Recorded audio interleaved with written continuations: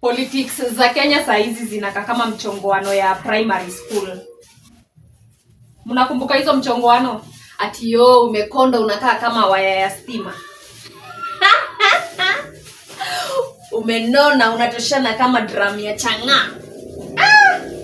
Wasomi, my learned friends. What happened? Si nyinyi nadhani mnakuanga mmeakwaya mpaka doctorate. Hey, it is a shame. A very big shame. All this because politics. Enye mwanasiasa hakuna kitu yenye hezi fanya. Guy. Ati unajua wewe unaongea na ulikuwa unalala na msichana. Mimi I cannot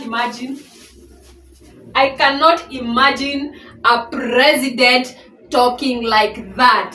I cannot imagine a political figure like Gachagua talking like that kwa public. Kama mko na mambo nyinyi guy. Mko na mambo si mzuri. Kwani tulikuwa tufike hapo? I thought you guys, you are learned, you have manners. Mbona mnaleta tabia za ghetto kwa public?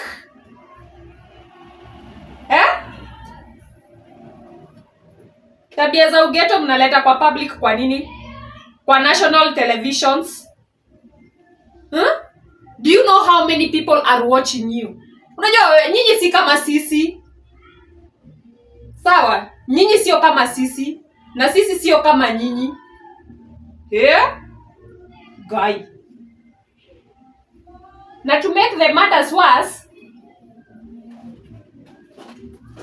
ati nyinyi ni baba za watu. Sasa ni baba za watu hawa gani hamna adabu? Hizo ni nini mnakuja kutuambia sisi? We are not interested.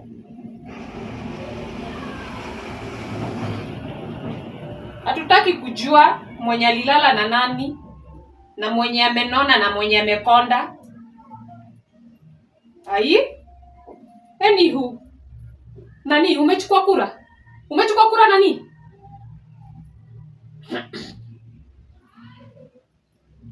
Juu next year. Ati nini?